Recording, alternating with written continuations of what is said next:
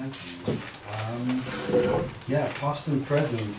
As an architect, I do believe in the cultural artifact of the city, and as we all love nature, I do believe in civilization was partly also formed in the city, and as an architect, we think we can learn from nature and principles of nature, and this is increasingly going on,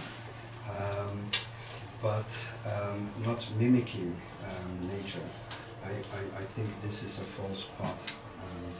So what we see here, and I call it past and present, and indeed it is a special site, because this square and the road junction was from antiquity already, so pre-Roman times existing, exactly these two crossroads, forming now the Nazavizi Most Square, which is the main square of Sofia, Bulgaria. And they were constructing 1.5 decades ago subway, the first subway in Sofia, and it happened that especially on this square there was a huge excavation site, archaeological site, dating back to also pre-Roman times, but the important parts were going back to Constantine the Great. It was late Roman Empire, late for the Western Roman part, and the founder of Constantinople. And what rarely people know or understand, that in the end phase of the Western Roman Empire, a lot of the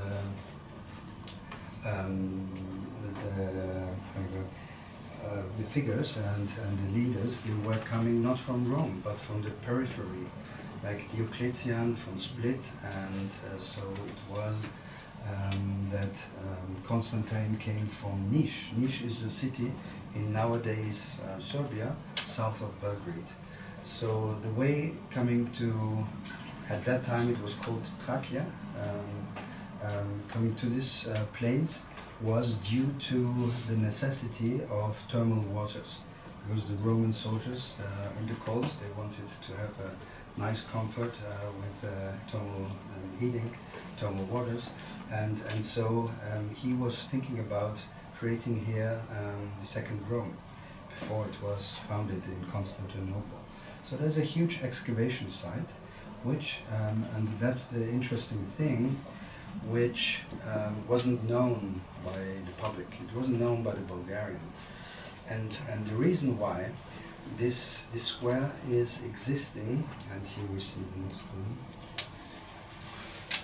by post-war Stalinist monumental architecture. And they were building this structure with the emphasis of kind of showing a certain eternal value they presumed to have with their power structure and Soviet system. As we know, these buildings similar in Warsaw, Moscow even, of course, and so on. So the interesting thing is that they, once they built the foundations to these buildings, they had the excavation in plain sight, but they still covered it with their buildings, ignoring the historical site, and not wanting the Bulgarian, let's say also suppressed people, to know about it, to know about their own history. And the interesting thing is there's a logic to it, because once they are aware of the downfall of Roman Empire in their side, they would be aware of Soviet Union. Soviet Union maybe is also on on the path of decline, whatever, possibly, which actually happened then several decades later anyway. So the interesting thing is, during the construction works of the subway, it was exposed, and due to the subsidies and Brussels' help financially, it was restored, and they were obliged to cover it, right, for protection. So there was a competition. I didn't take part, and the competition had a result, and the result was an architect from Sofia, and I guess it was driven by the emphasis to make a gesture of knowledgeable academia, because his shape was following, and we all know how the hippodromos and how it looked. It was the rectangular shape with the semicircular ending for the horses to ride, and he thought maybe this is a nice narrative to cover this whole site, but and then maybe cover it with glass as he proposed, with this huge gesture. I don't know if it was also driven by, let's say, a strong egoic mind to be happy on his country, on the main square, to make this gesture and connect it with a certain knowledgeable emphasis, which I think quite ridiculous, because it is as if you would have to make a shortcut in showing what is really there. And there was the mayor of Sofia, a very knowledgeable lady, and when she was presented the result of the competition, she said, "No way this is going to happen." And there was a reason why, because this huge structure was 80 meters long and pretty high. It destroyed the square, and it would have cut it into 2 streets. And she says, "This is not the right answer," and so on. They had a problem because of the subsidies of Brussels. As we maybe know, they have to be built and expand till a certain date, and if that won't happen, then they will have to repay. As one can imagine, maybe these sums of money, and they were quite different than the sums later we heard we have as a budget. So there were people very keen not to pay anything back to Brussels. So what happened that the director of the building from Sofia, the compartment, he was asked, so bring somebody capable to solve something here. And one of my former employees, Christo Genchev, who then worked later on high-rise buildings in London, high-tech architecture and so on, so he's well known here in Sofia, having a company of more than 140 engineers, working for the industry now. He went a different path. And so they asked him what to do, and he called me and said, "Okay, they have this problem, shall we make a proposal?" And so on the risk we did the proposal. And as politicians are, they had a look at it, and then they gave it to the media and checked the response of the public. And that was positive, so it went on. And during 1 year, it was built. What I'm showing here is, you see these 3 domes, and what we tried, in contrast to the first proposal, was to respect the square, because the square has a meaning, and we have these various layers of history, and especially here is the vivid example of Stalinist monumental architecture, pretending these eternal values and so on. And on the other side, 4th century Roman past. And we believed that the best answer is kind of to make a building, to cover it with glass, obviously to make it visible, but so a low dome structure that it hardly blocks the perception of a square. So we divided the whole length of the excavation in 3 parts, and the shape is not so randomly chosen as it seems, but it was the emphasis not to take any axis of this monumental architecture, but quite in just a position, to make it in a much more fluid way. And first it is a glass covered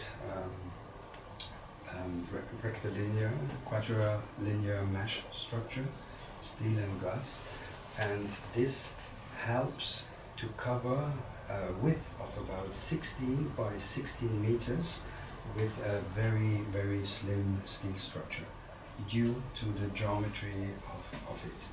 But there was another thing which I found interesting, and this is also how we try to set up architecture to bring it, the function, the structure, the symbol and form all in one thing, because then I do believe everything is aligned and is quite expressive in its way, and maybe beauty arrives because of that, because also of its inner logic. And here, and that's how we presented it in front of the politicians, we said it's like a drop on the square, and this drop acts like an enlargement, a lens of your forgotten past. So they mellowed, and they were happy with that explanation. And in fact, this shape has its reason in exactly this proposition. But obviously, also the geometry helps to slim down the structure, which here we come to what I further mentioned with bionic learning by nature, because nature shows us the efficiency of all their systems. And this is what we can really learn when we think about a normal standard beam covering 16 by 16 meters of void. You would normally take a tenth, that's 1 meter 60 of a steel beam. If you don't do any other, tension boards or whatever help to slim it down. So that's quite a massive accumulation of steel. And then once you do that, in case you want to cover it flat, there is no way from any perspective, unless you really bend down, to see anything of the excavation side. So the logic comes also to slim down the steel, not only for economical reason, but also to serve the purpose. And again, to span counterposition of 16th, 17th centuries almost. Yeah, that's quite an amazing thing. So once you try to serve its purpose and then bring, and that was the next aspect, as being on the main square, just in front of the parliament, in the axis, in the longitudinal axis. On the right side is the parliamentary office, and covered now, it's not seen, but on the left is symmetrical, is the Ministry of Culture. And the other interesting thing is that once you make a building of that, and here the technology is also pretty much sophisticated, a thing like that 20 years ago couldn't have been built really efficiently. And here is a thing that you make a building on the public square, where, if you know Bulgaria and you've been there recently, the thing is that the streets and the walkways and sideways, they're not in very good conditions, because the public realm is neglected. So it happens that private investors, they build now high-rise buildings and whatever, but the public domain is kind of left over in a sense.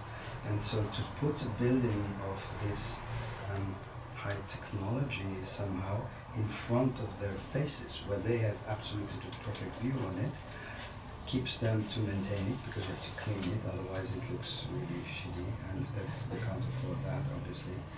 And the next thing, they by themselves have a total reminder maybe to take care of the public realm, because then things get in a certain positive dynamics. And I guess that happens. And the interesting thing, being on the main square, it also addresses to tourism as well as the people from Bulgaria. Because when you think about being the new members, relatively new members of the European community, they do feel, let's say, the poor kids from the block, right? So the youth is escaping. A lot of them came to UK, maybe now in a lesser quantity. A lot of them to Austria and so on. I guess also US and so on. So there's a certain brain drain, and I think a country needs also impulses of optimism. And once it is on the main square, this has ramifications maybe on the psychological levels, which are not to underestimate, I do believe. The next thing is how the perception of the foreigners, the tourists are. Because when they come to Bulgaria, it's maybe cheap holidays and so on, party, whatever. But then they see history, which maybe they didn't expect, because it wasn't known to the Bulgarians, so it wasn't known to the Westerners as well. So the rich heritage, which is here covered, and then let's say this optimism sign in a technological structure, which is not expected maybe in Bulgaria. This is how it looks from underneath. It's obviously open to public, as it shows. And this is only parts of the ruins from Constantine. And what we see here is the diagonal bridges, because we divided it in order to keep also the views and the perception of the heritage site from the top, because only then you have a certain readability of a floor plan, which then you can somehow follow. The other parts of it is the empty space, which was proposed and needed for the politicians to present new policies for the media and so on. There are venues and several public occasions, so this is a multi-purpose and used venue. You see here the before mentioned grid shell, and if you look at the beams, we were talking about now in centimeters, it's 6 centimeter width and 10 centimeter height, and this is for 60 meters, it's really nothing, and it only works through the quadrilinear mesh, and normally this wouldn't work because, as you maybe know, or the technical and knowledgeable people, they know it should be triangulated, but the triangulated thing is then you have the ratio of steel and glass covering to a disadvantage, which isn't so helpful if you want to show something. And this now was stiffened by the use of a full, the section is full bodied, so it's obviously not a tube, but it's full because it's only structure for pressure. So there's no tension here as in domes usually. And so by that you could calculate with this mesh a certain stiffness of the framing. Because normally you could use tension rods, but from the connotation it's not so good to have a crisscrossing, even if it's a thin steel rod, when you want to present something and it is crisscrossed for engineering reasons. So that was that. Here we see the venue, which is quite vast, and obviously you always see the buildings of the Soviets at the back, but actually also the sky. And the interesting thing, when you see Sofia, you have some Orthodox churches, and the Orthodox churches, they always have the gold-covered domes, and the domes are always symbols of the sky. So to make a dome and present the sky is also kind of a reference to their Orthodox Christian past and religion. Here you see the floor plan and the section, which shows the shallowness of the structure. It's another perspective, and you see the ongoing excavation site, which is right underneath the Parliament, which I thought it was quite amazing. What is here in the different, there you see the details, as I mentioned, the 6 or 10 centimeter slim mullion-like structures of the grid shell, and what is the thing, why it couldn't have been done 20 years ago. The section you see on the left, on the right, is from one beam only cut at a different level. So the whole thing is like a twisted beam following the shape of the covering glass area. So this is highly complex. It looks all rectilinear, but it isn't. So this shapes, and this you can do by plasma cutting. Plasma cutting you can only do if it's a computerized processing, and by that we were able to design everything in Vienna, and it was produced there in Sofia, showing also the capacity of the industry over there. And that was also an emphasis because it's not expected, and you have all the possibilities there at an enormous, reasonable rate. So here you see all the different things, and what is quite amazing, and it was a speculative thought of mine, that here you see the reflection of the Parliament, which was, by the way, before the excavation site and the domes, it was, as I talked with the elderly people there, it was the place where the soldiers were marching and so on. It was a bit intimidating. When you think about the Parliament, it was the house of the party, obviously with the emblem of the Soviets. So people were scared to pass by. So obviously this went in 1991, and then now my idea was not to ignore this, but somehow to make a statement.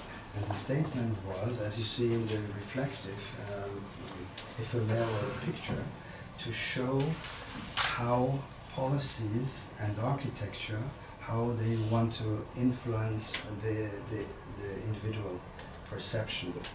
And here it shows that things which seem so eternal, they are only like a ephemeral picture, tripled, repeated, and then you see your real past, which was actually hidden from very much this system, which is now dissolved.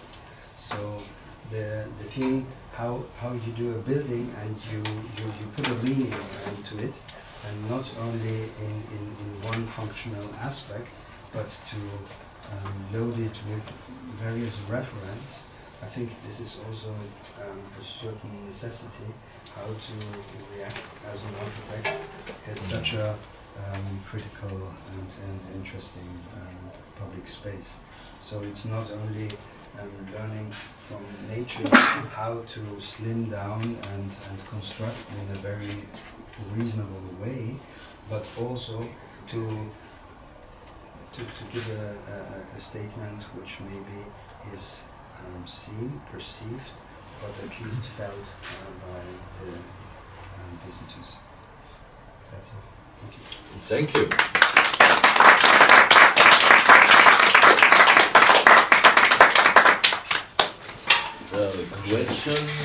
The same question is again today. What are your impressions and ideas on this? Minimalist architecture, very good intervention. Light carbon footprint. Where did the material come from? The steel? The steel came, we took it from Bulgarian company. Okay. So I didn't ask where they got the steel, but they do have steel. Oh yeah. Yeah.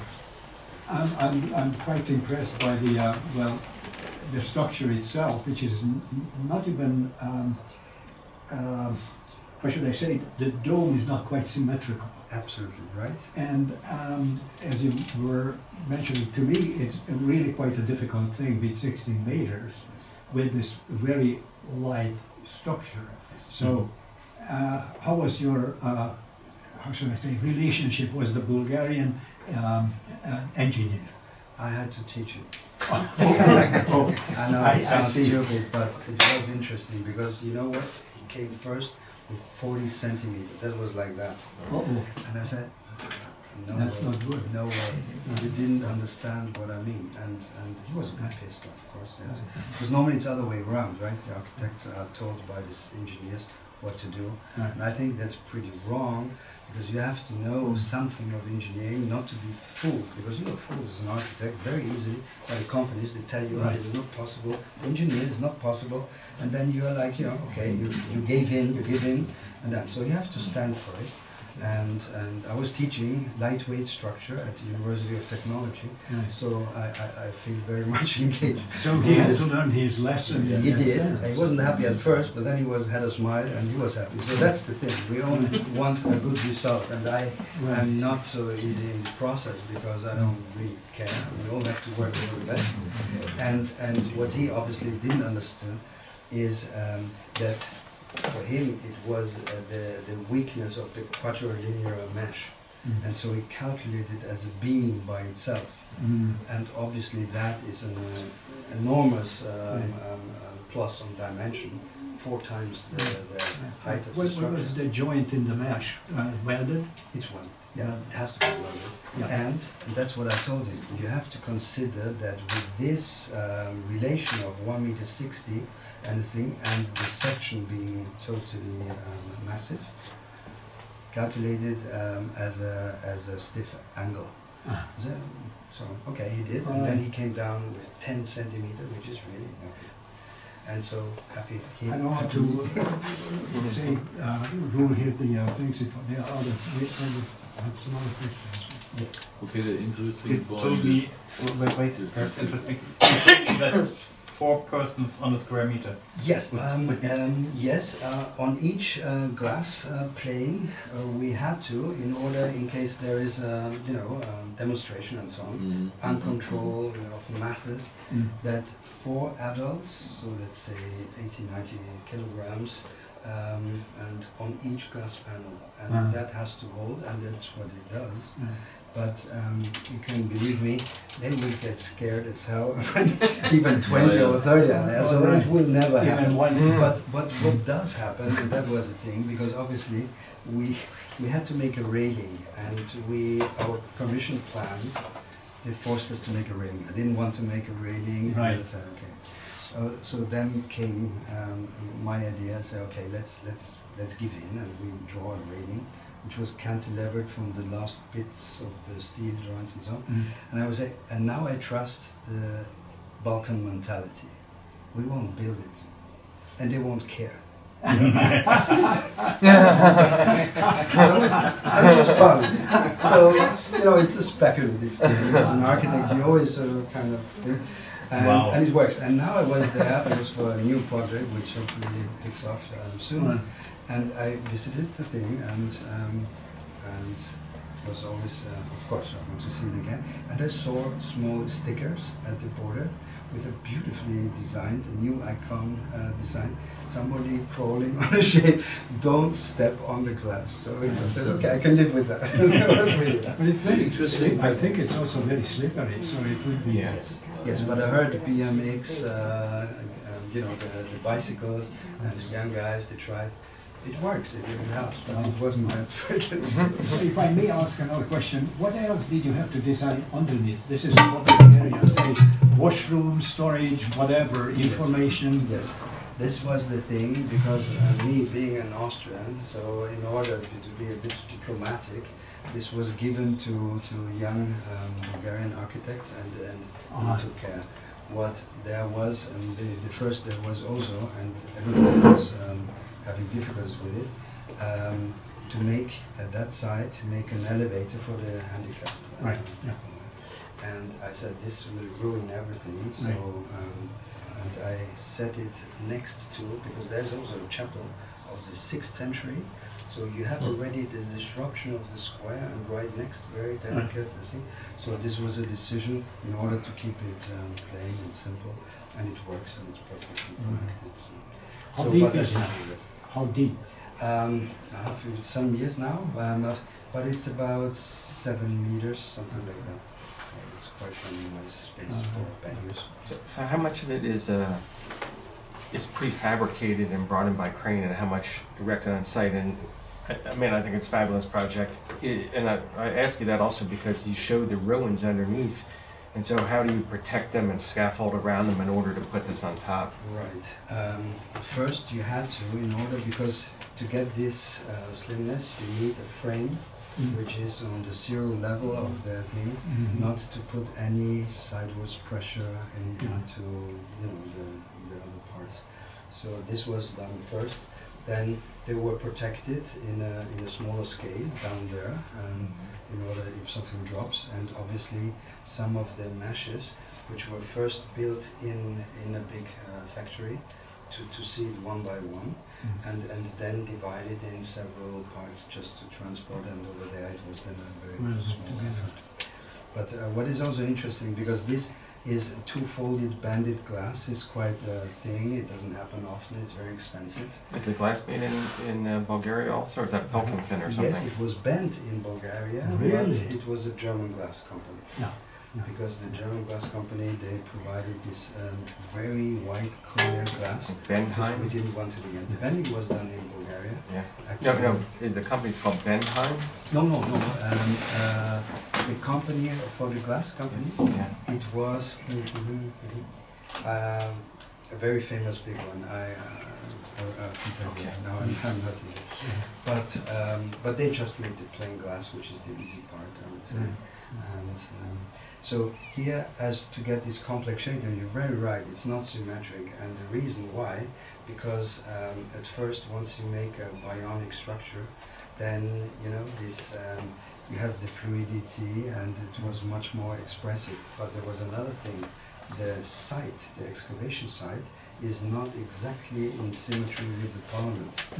And so what we did, using this asymmetry, to bring in the tangent point symmetrical to the parliament, but not to the dome, So this giving it a twist, and with this you give an extra momentum of, let's say, tension, visual tension, and also to keep the 2 meters 10. There's also a reason by that, not only to respect the space so that it's not ruined, but because the people gather around and look down to the forgotten past and to see the heritage.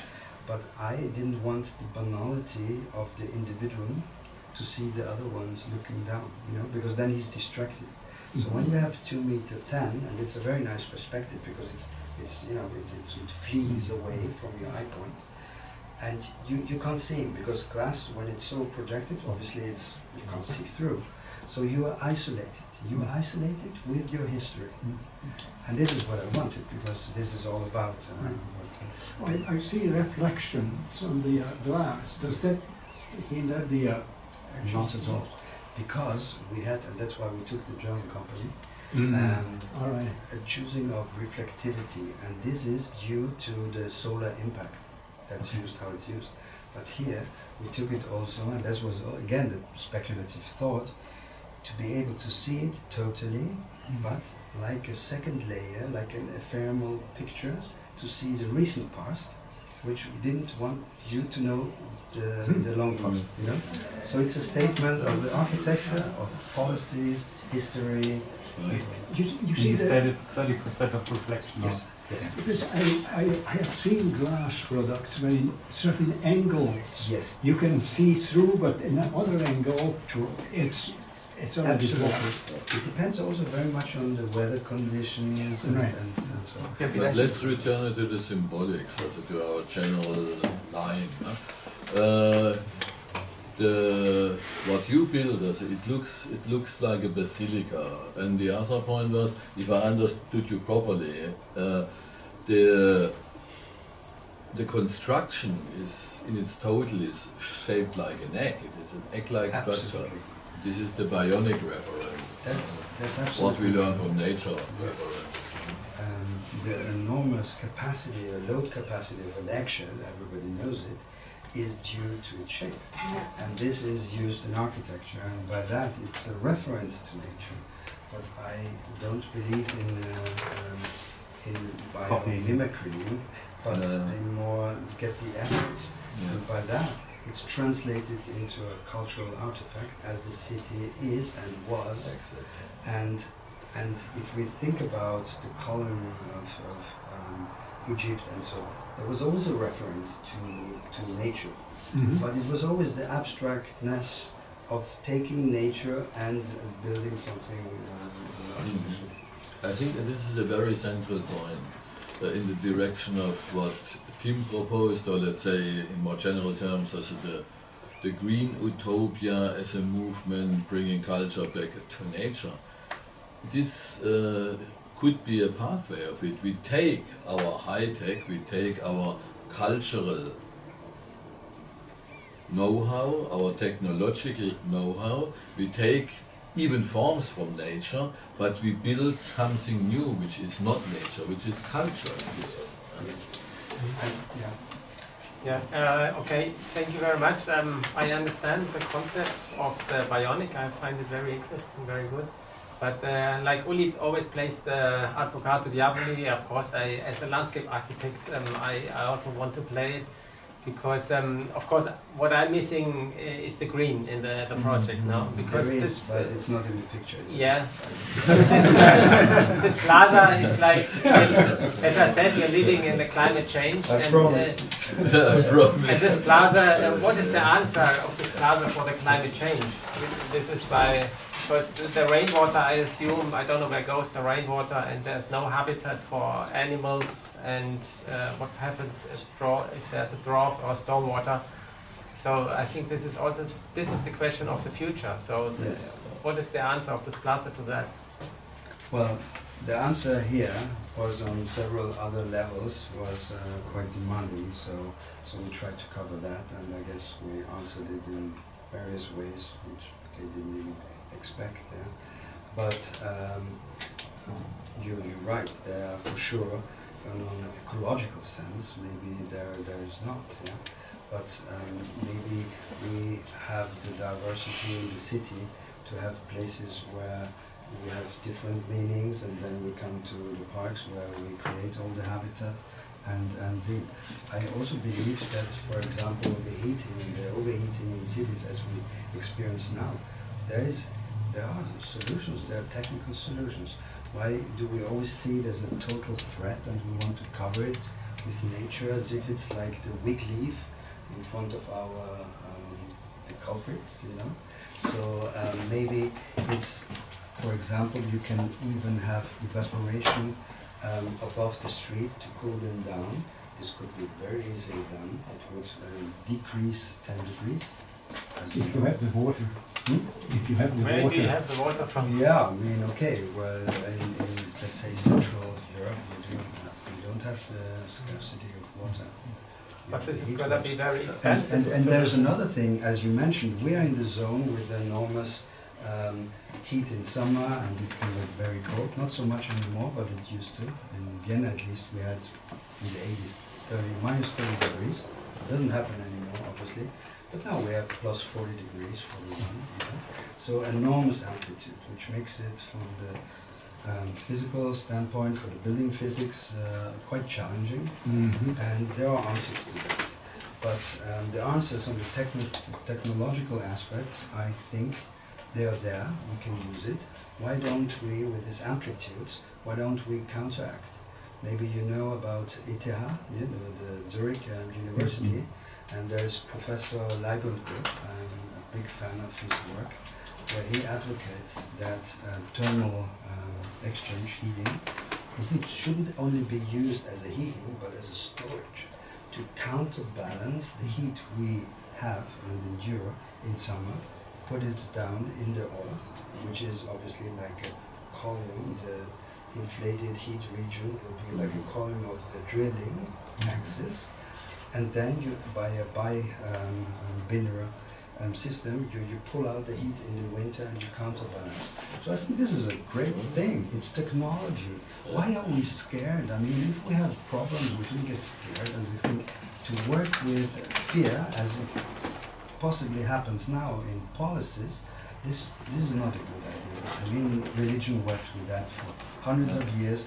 I think we should be in a certain mature state of society where we don't react on fears, but on challenges, and keep our creative minds working.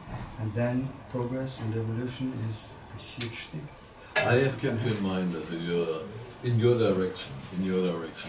What if large parts of this recent, also in political terms, this recent green movement can be summarized as a kind of quasi-religion. In modernity, wait. Just a thesis. No, wait. It's a different issue. One thing, when we speak about apples and when we're speaking about pears, the apples, of course we have a climate crisis, of course we have ecological problems, and of course we have on global scale these urban agglomerations with all their emergent phenomena. This is one thing. The other thing is what we do with it. In modernity we get deprived of meaning. In modernity we have been trained to the function, and now the possibility is as an inner image, and this is not meant negative, as in the morning. Meat is not a negative thing. It's not. And now we have the inner image in the large stream to save nature, and thereby ourselves as a species, that we detect a new meaning in life, and this is going back to nature. And the danger is, it could become a quasi-religious movement, which has just nothing to do with the facts to be settled. In this direction, I meant, just as a question. You know, I'm the advocatus diaboli here, so I'm just posing provocative questions. Nothing You can more. derail in any direction. That is no problem. Yeah. Can I add something? Please.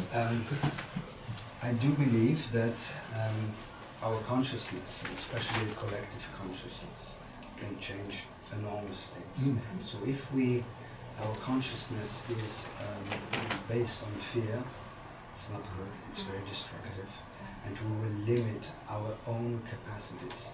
Once it has the positive attitude, then the demanding task we mentioned, then they will be accelerating our progress.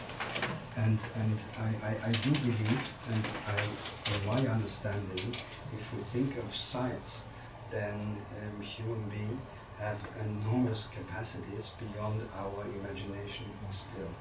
So if we think on the self-healing effects only through consciousness, or even self-deception, right? So there are so many things. So once we go down the way driven by fear and doomsday thinking that the nature will kill us, I don't think so. I think, as you mentioned several times before, mankind will be extinguished, but not life on Earth. And that's nature. It's much more robust than we can even think. Massimo? Would you like to... Tanto capisce anche bene, no? Perché comunque lei traduce per far comprendere agli altri. No, volevo dire molto interessante questo, soprattutto perché, come io ho detto prima, ci sono molte idee e visioni della natura. Allora, c'è la sua visione e quella di Tim, che sono opposte. Ma paradossalmente, questo intervento è naturale. For paradox, this intervention is nature. Perché? Why? Nel contesto del luogo, In the context of the place, ristabilisce la narratività. Quello che parlavo io, la narratività. Passa dal passato al presente, per cui si può leggere la storia del luogo. in this place we can read the history of the place. E una domanda, di che anno è il Parlamento? In the 50s. Negli anni Anni 50. 50. Post-war. And the project is... And the project is recently. It was done like 5 years, 6 years ago. 5-6 anni fa il progetto. What is absolutely true, posso parlare anche in italiano? Parla inglese per capire Okay. tutti, Yes, e lei mi dice, yes, mi scrive, yes. infatti... What is absolutely true, and I do believe in modernist architecture, there's one thing which can be perceived as a certain authenticity. So it has a certain singular, non-reflective aspects of environment, be it built or nature. It's like an object per se, you know, a shiny object per se. But indeed, here is the case. It is actually deriving by all the aspects of the past, the buildings, the square, the topo, you know, the topos of the logo. So it's kind of synergetic in its whole use, because it, with the reflectivity, it makes it only complete. So it's not a singular object, but it refers to everyone. And by that, I also see it as is like in a natural system. It's like I fully agree. And Wait. Okay, she was first. But it is, yeah, it's maybe not directed to, but it's very short. On the second glance, it even helps something with respect to climate change, because you are under the ground the very the school. that's true. If I may, I fully agree with you that this is part of nature, so to say. And in my talk, I wanted to go beyond just greening. That's not the only issue when we talk about nature. And when we fit a building into that existing environment, it's perhaps a natural process, so to say. Very different. On the other hand, I would still argue that when there is technology, and I think fully should be put into work and force, geothermal, everything, whatever we have. But I am constantly reminded of the deforestation of the rainforest, Brazil, and so on. And then I am not quite sure that when in Indonesia they replanted for the palm oil, and the rainforest is cut. What is the technology wherein we could counter this? Because apparently this is an almost non-stoppable thing. Well, but this is very much a political issue. Sure. It has so much to do with greed, and how do we get rid of greed is one thing. The economical, especially in Brazil, it was always used to counterbalance difficulties in the economy, and so they were taking more and more of the land grab and ruining Amazonas and it. So this is, I believe, exactly when you act positively with new technology. This is not needed. It will be much better respected at first. At second, I do believe we need a certain global justice system like we had really with the UN, only that the UN is pushed aside and it's not working. So now we have not only land grab but resources grab. So it's not only cutting trees in Amazon, but it's also exploiting in Niger, and look what happens. So if we think here of the green city, but let's see what hell on earth our green policy or you know happens, and that's the Western world. So we should look also in the global south how we act there. Michael, wait a moment. One second. Michael? Oh? You continue. Okay, just one thing, because we are talking about the rainforest. To me, the rainforest is the lungs of the earth in many ways. But to me, it is something of almost a mythical realm, wherein it's perhaps untouched by human intervention.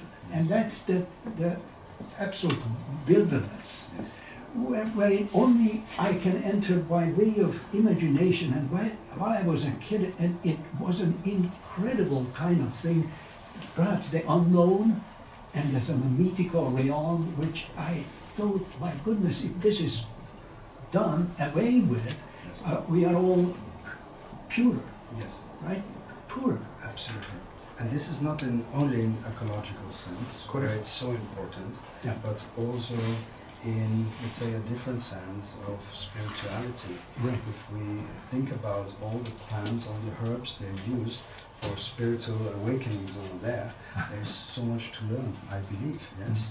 So our Western world of imposing our will on the global, on the globe, was destructive, and we cut the trees. I mean, the Venetians cut the trees in Istria, right? So the carstation of the mountains there is already a historical fact. Now we think it's a scenic landscape, but it's destruction. Absolutely. So this was a non-keeping thing. Only the scale varied, and the scale is tremendous. And I think nowadays in the Western world we have a policy where we want to greenwash our souls to feel better, not thinking about only as our Teslas, they have no CO2 pollutions, but what they cause in cobalt extraction and so on, where children work.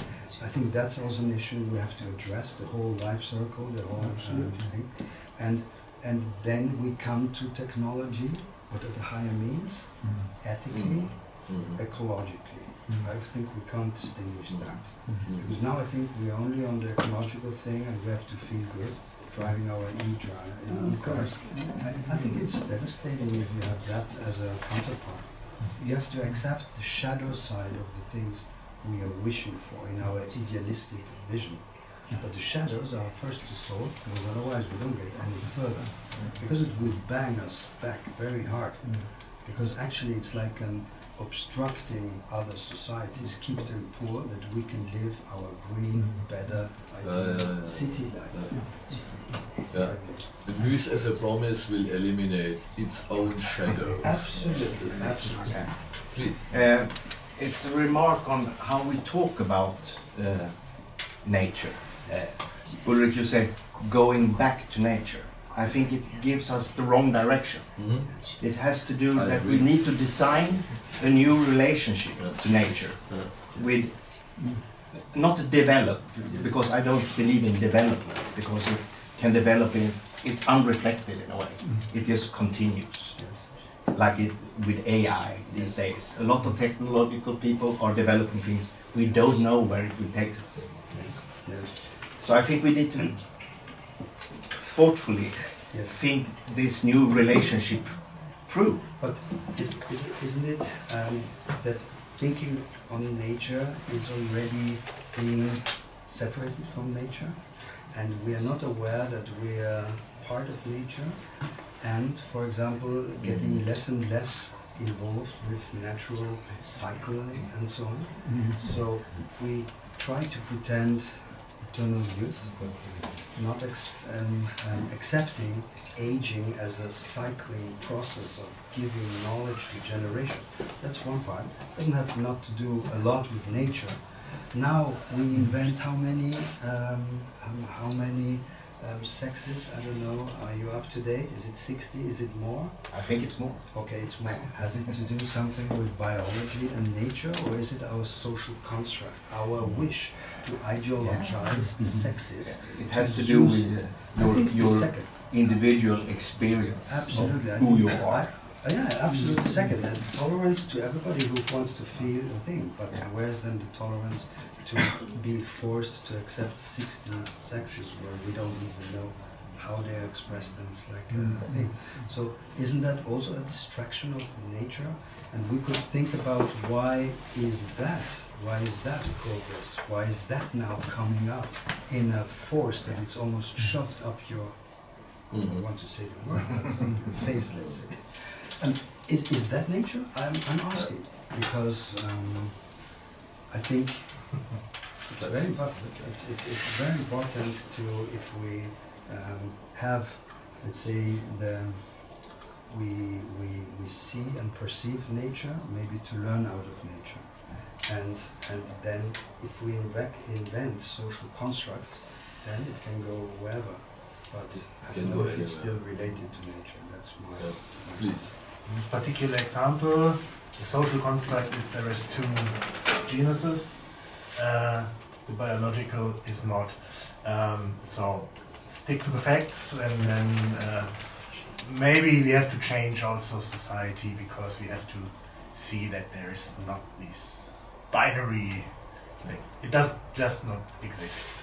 Yeah. Also biologically not. No? No. No, but in nature, I'm biologist. No? In nature, we do not have 60 sexes. Yes. And there might be, nature is not a binary issue, this is clear. There are the Greek definition of border, it's a transition zone. It's not black and white. But in fact, nature is not a postmodernist society inventing even sex, means the biological base of human identity. Even this has been denaturalized and defined in social terms. They come on, you know, this is not natural. I mean, that's what I'm saying. There's two things. There's I Okay. think you can feel however you might be oriented, and that's okay. You can make That should be okay. It is Yeah, clear. This is another discussion. So this is again apples and pears. That's the 60 what we speak, different no? things that you can feel like, more or Yeah. less, or identify yourself. Look, I feel If like there an can be alien 60, from then there Capella can be 1 4. million, so that's... No, clear. This is a so complex, different Yeah, yeah. discussion. I'd say. Let's leave it aside. Let's But stick to the Yeah, connected. Right. nature architecture. It's a non discussion. Yeah, wait. But we are leave it aside. No? The point is, and this is again a point about first this quasi-religious movement, also the searching for meaning as a quasi-religious movement. This is one thing, and first of all, Johannes' point. When we are speaking about the natural city and about culture as belonging to the nature of man, then we have to consider what, in our case, as a meanwhile civilization as it is, as cultura, what means nature for us, and is there possible to achieve some kind of common sense as regards nature, and we have to distinct. This is this apple and beer metaphor. We have to distinct between what we are speaking about now. Do we speak about aspect A, aspect B, aspect C, and how these aspects could relate to each other to make a consistent whole, an entire gestalt of a problem situation, for instance. And his question is central. What is nature for us? We, in our civilization, or understanding of nature? I think we have a lot of stories already being told, so we know what we have to do, basically, for the future to have to go into the right direction, to not destroy the planet anymore, as we currently do. And the question is how they are integrated into doing in the end. So we don't need new narratives, new people coming in, new research or something. Yeah. We don't need that. We have the stories already, Yeah. and we need to integrate them into the An action factual, plan, yeah. an action, yeah. An action Actionable plan, yeah. things Okay. are necessary now, on many levels. I also think if we reconnect to the nature, done by the city builders, whatever, I think they would be also good too, because you said back to the nature or develop nature new or whatever nature means to us. I think really that due to the common cities, a lot of people lost that contact. They even feel ugly with nature sometimes. Like insects and even soils, and they don't want to even touch the plants. So it really is a problem. We have to show them, to give them the opportunity, and then they will realize it's not something dangerous or ugly or. Well, in our part of the world. Yeah, in our okay, Like that's India, true. Yeah, that's true. Yeah. You make a wrong step. And you Yeah. So I think we also have And that's interesting. We live in kind of an alienated world because nature is pushed aside, the garden aspect. And so we have an idealized view of nature. So harsh condition, that's what nature is as well. Yeah. I don't know if you ever experienced staying outside at minus 20 degrees in the mountains, covered only by a little bit of cloth and garment. This is fucking terrible. I wish you would be in any house, no matter how shitty it looks, at least to give you some shelter, you know? So I think we have a slightly, and that was very German, really, romanticism. Romanticizing the nature was picturesque. And that's very much alienated society point of view, because it's also to a dominating. That's what was brought up. All our civilization was dominating civilization. To have control of fire is dominating nature. So we take that. That's Prometheus, the mystic of Prometheus. And that's what I'm talking about. We have to carry on the Prometheus thing, and then to react how nature reacts in a more positive and much more sensible way. It's amazing to destroy our resources, Amazonas, and I'm against child work. I wouldn't feel good to drive something with the knowledge, and that should be said. You are causing this because you accept it. Once you don't do anything against, it will continue. So we have the privilege of acting as if we are the good guys against ecology, but what's with the human? And what's with the human disaster? If we are not addressing it to the industry with avoidance of buying these products, then we won't change anything. So I think we have a responsibility far beyond naive, idealistic visions of any future. If we can't even resolve the present, and here's past the present, I don't know, the present, where we devastate. Did you know that now, for example, in Chile, Peru and Chile, there are huge mines, and they are excavating for the battery things. And this will be on a scale, hundreds of miles there, and this will be land changing. This changes. So we can sit now here in Karlsruhe and feel very good. We have the battery, and we park our car, and everything is feel good. Look what we do to the global south. And the global south is a thing. They do stand up because they feel in this way as our economy worked, they're not happy. And they are more than we are. And we should also be aware if that's fair, if that's giving them a chance. No, it doesn't. Because these children, they are working their asses off. They will be dead in 20 years, having no schools, no education, nothing, being exploited. But we feel good without Teslas. I don't think that's very good. I think that's awful. No. And we have to address it because the media doesn't, because it's bad for business. We should go beyond consciousness in being manipulated with fear, and here's the salvation, because that's how sheep are drawn to the mob. With the wolf. You have one wolf, you go there. I think that's not the human aspect of free spirit, and Prometheus gives us an awareness how we act and react, and action and reaction. That's a we see already, I think, in the society, the fear mongers that catch people already, often the right wing, and the stories that are not based on facts and stuff. That is really also religion. This is a general work. This is the religious point. Look, as Johannes said it, we have it's not only the right wing, they do, of course, and this is ugly, always. This is emotion driven, as all right wing movement in history have been emotion driven, no arguments, no facts, and praying for violence in the end. And this is out, no discussion, peers.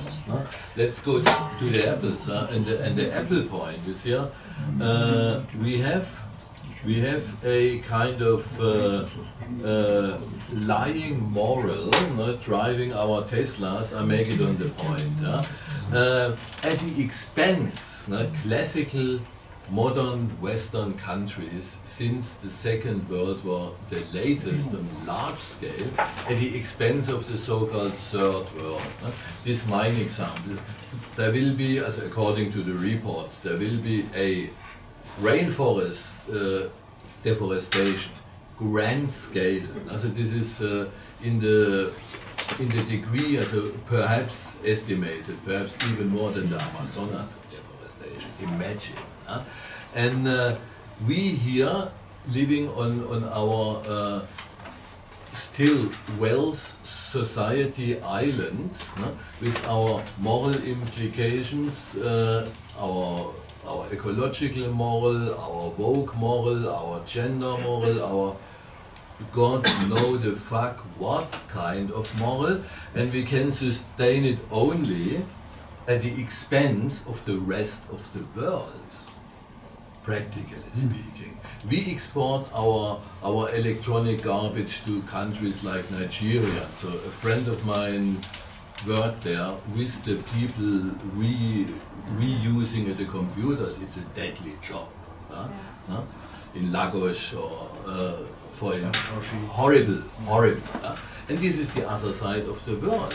And the point is, when we are speaking about a natural city, we should get rid of these quasi-religious movements as far as possible and look for solutions. Because, I'm soon finished. Because as Johannes said, these people will come to us. This is no right-wing propaganda. It will happen. It will happen. There's a climate change in the global south that is. It will lead to an ecological catastrophe there. Where the people should go? In the north. And who is living in the north? We have to go north also. Sweden, we are coming. There is plenty of space. Maybe then we can get some public consultation. Natural city means also to consider these contexts. No? Otherwise it will get a nice talk. No? I only have 2 points. One, you've already talked a lot about it, but maybe I can show you a different point of view, because when I made my diploma, I don't know, 2018, the Fridays for Future was in the beginning. And at first we looked at it and wow, they're doing a lot of great stuff, and the society and the politicians are recognizing them. But now, many of them got more much more brutal in the way how to present their ideas and what they want. And now we have Extinction Rebellion, and now it looks like a cult. What they do, it's not. Yeah, it's not like that. It's no, for me. You saw some pictures? Okay. No, I don't want to just. But I think the intention is still good. So just one, Ulrich, 1 second. Okay. And yes, but I think we all should be more frightened by the right-wing movement through Europe and also above the Great Lake in the US. And the second point is, what is our relation with nature? And I think that's much more important, because the nowadays consumer also wants to consume nature, but also only the things who makes us happy and not sad. And we're standing here like the wanderer above the Foxy, like Caspar David Friedrich. We only see the beautiful mountains, the landscape, the horizon and the sun, but what's above the fog? And I think, for me, it's all the things which we eliminated for us, like we German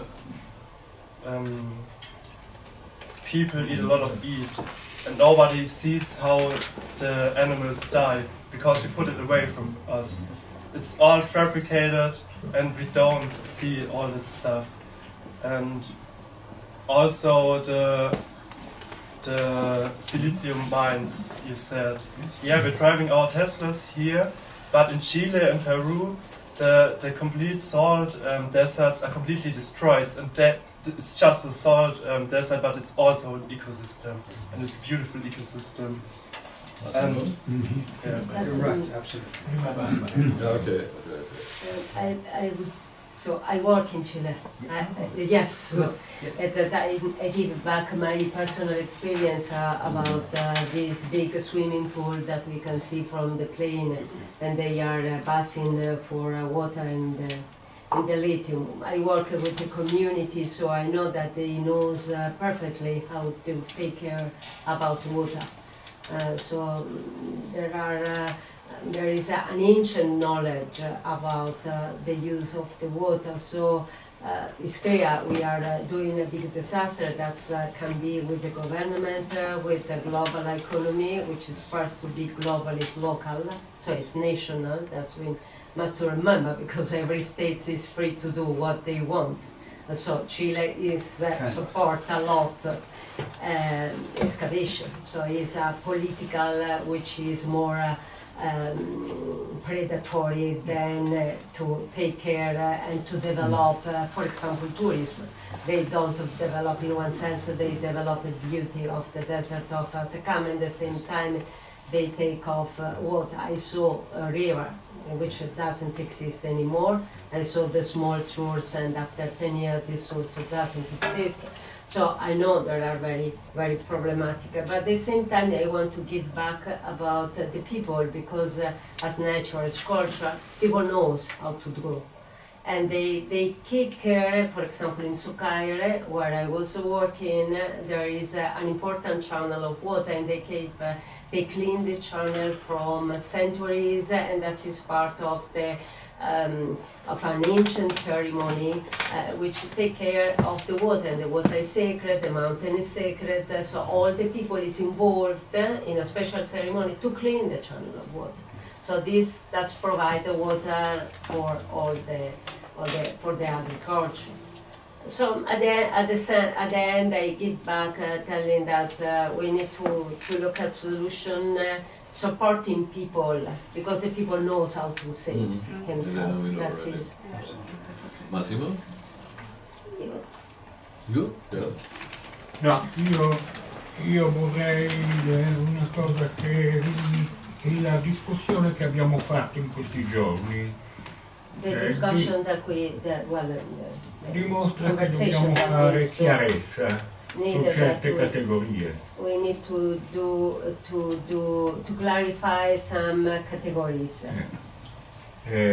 Noi parliamo della città naturale, della natura in città. We are speaking about the city, the natural city, and the city della città naturale. Sì, della città naturale, della natura in città. So the natural city and the nature into the city.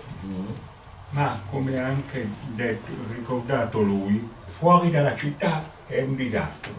But as he remember, outside, out of the city is a disaster. Il pianeta va in rovina. The planet is going in ruin. L'Amazzonia. The Amazonians.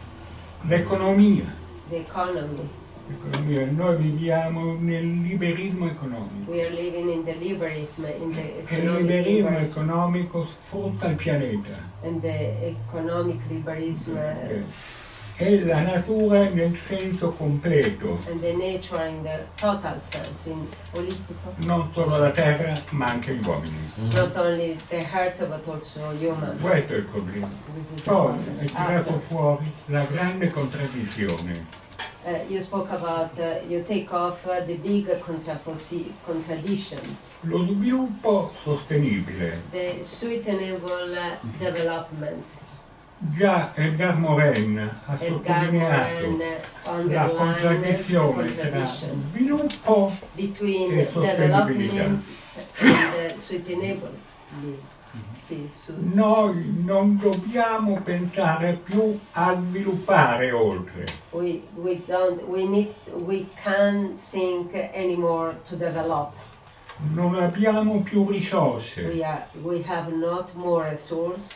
Ecco, questa è la sostenibilità vera. This is the good sustainability. Non può essere insieme allo sviluppo. Can go with the development. E nemmeno parlo di una decrescita. I don't speak about no. the parlo di un equilibrio. The crescita, so the croissance, the chi lo dice la decrescita? Latouche. Latouche, George Latouche. Yeah. No, it's not a poem, George Latouche. Serge Latouche. Ma un equilibrio. But an equilibrium. Lo stesso vale per la città. The same is for the city. Come fuori per la difesa dell'Amazzonia, della Patagonia. As the defense to Amazonas, Patagonia. Che sono, noi chiamiamo risorse naturali, in realtà sono risorse per la nostra vita. Which have natural resources which are important, which are resources for our life. Distrutta l'Amazzonia, è inutile che parliamo di problemi climatici. When we destroy the Amazonas, it has no sense to speak about the climate change. Quindi c'è un grosso problema politico. There is a big La politica non può più seguire il liberismo economico. Okay, when it's a question of the neoliberal market economy, this was the point. Yes, okay. Punto sul liberismo economico. Okay, here we have your needed aim for the action plan, which I agree. And despite we are sitting here in a large villa, the neoliberal capitalist economy is a doomsday project, no doubt. It's a doomsday project. But how to change? How to change? No? This is the point of the systemic resilience addressed yesterday. How to change this huge worldwide economic system, because no action plan is meaningful before we would not be able to make a systemic change as regards these economic terms. And what we could do, it's a question, I don't know, whether this idea of the policy to decentralize again, to make other economies on a decentral level in order to get less dependent on this globalized economic system. I don't know, but I think I worked for years in the economy, and in consultancy also against the neoliberal market. So we have experienced, my group and I, what it means. It's like a wave. It's a 10 meters high wave rushing over. Nobody will stop. Indirect resistance, forget it. There are too many interests, too many powers. This is it's systemic resilience. So, what to do against the systemic resilience? What to do in practical terms? What to do against systemic resilience as a small foundation we are? I think as a foundation with ideal imagined spaces, also in practical terms. We have good intentions, but intentions is one thing, and the 10-meter high wave is another thing. But as Martin Luther said, even if the world would collapse tomorrow, I today would plant an apple tree. In the case of our foundation, our activity at Idle Spaces, this is the only thing we can do. Let's do it. This is the meaning as to why we sit here and why we met in the symposium. Of course, this is talking and no action plan. I know. So I know what action plans are. But frankly, I see no way to minimize these effects of this neoliberal market system, except trying to organize in small decentralized communities with the proper networking, of course. So these communities have to be in contact and to exchange their experience. What you proposed is model making. No? What is successful, what not, and in order to create a kind of counterbalance for something. I have no idea how we get rid of this neoliberal market system. No idea. Okay, and then many thanks. Or are there any other important points as from the Portuguese? You have any other comments or points? It's grand, really grand that you are here. Comments, It's nice points, that you have been coming. critics, recommendations. No? Thank you. We're learning and listening all of you're saying, and it was really great to be here. Thank you. Thank you.